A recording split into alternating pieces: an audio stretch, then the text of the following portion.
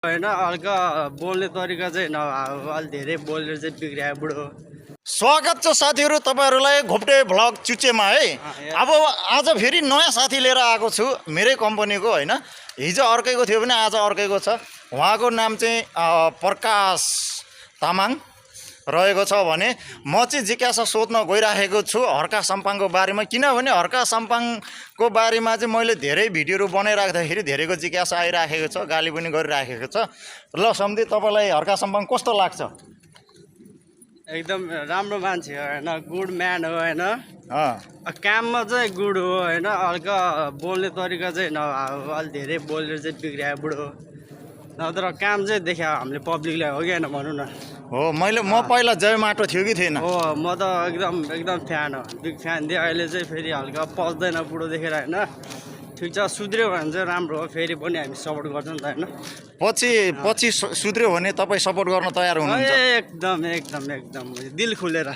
अब रसोबा घन्टीले चाहिँ अब के गरेन भने हर्का साम्पाङले गर्छ जस्तो लाग्छ फेरि अर्कोचोटि भयो भने? यस्तै भयो भने चाहिँ गर्दैन। यस्तै भयो भने गर्दैन। अनि जङ्गलतिर पनि जाने रे उता, अनि रेस्टुरेन्टमा नजाने रे होइन, जङ्गलतिर चाहिँ केरा के हो खोइ खोजेर खाने रे, खर्च नगर्ने अर्ग्यानिक खोज्ने हो रे, त्यसको विषयमा के बोल्नु छ? ठिक छ, त्यो पनि राम्रै कुरो हो, तर फेरि फलफुल 12 महिना फल्नु पर्यो नि त फेरि जङ्गलमा नि होइन। त्यही घाँसपात खाने त अनि अब पात खाएर फुस्क्या होइन त त्यो मान्छे, हो कि होइन? अहिले आएर यस्तो कुरा गर्ने सही कुरो हो कि होइन? जङ्गलमा 12 महिना फल्यो भने त अब गएर खान मिल्यो। हो, वर्षमा एकचोटि फल्दा त्यो बाँदरले खाइदिन्छ। त्यो पनि बाँदरले खाइदिन्छ। हो नि त। खोया खाने। ल ठिक छ सम्झे। आखिरी सवाल एउटा, अलि यता उज्यालोतिर आउँ है। आखिरी एउटा सवाल गर्न चाहन्छु सबैको लागि होइन। अब चाहिँ बालिन सरकार आएपछि चाहिँ पहिला अब 68मा चाहिँ वृद्ध भत्ता थियो भने अहिले अब 75 गर्ने अरे भन्ने हल्ला आइराखेको छ। यदि 75को चाहिँ 75मा चाहिँ वृद्ध भत्ता दिने भए चाहिँ तपाईलाई त्यसको के लाग्छ, कस्तो लाग्छ? त्यो ठिकै हो नि।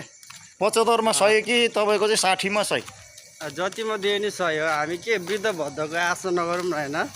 हो, वृद्ध भत्ताको आशा नगर्ने बरु यस्तो हो क्या। हजुर, त्यो वृद्ध भत्ता भन्दा नि सरकारले बरु हजुर रोजगार दिएपछि त त्यो वृद्ध भत्तै चाहिँदैन नि। वृद्ध भत्ता चाहिँदैन, रोजगार चाहिँ चाहियो। छोराछोरीले पालिहाल्छ नि, अब नभएकोहरूलाई चाहिँ सरकारले हेरिहाल्छ त्यसमा होइन। त्यो सुविधा चाहिँ हुनु पर्यो। त्यो सुविधा भइहाल्छ। ल आजलाई भ्लग यति नै, धेरै लामो भइसक्यो। फेरि हामी भोलि आउनेछौँ यस्तै भ्लग लिएर। घोप्टे भ्लगलाई फलो गरेर बस्नु होला साथीहरू। एक नम्बर होइन, दिल स्वादले गर्नु पर्यो है।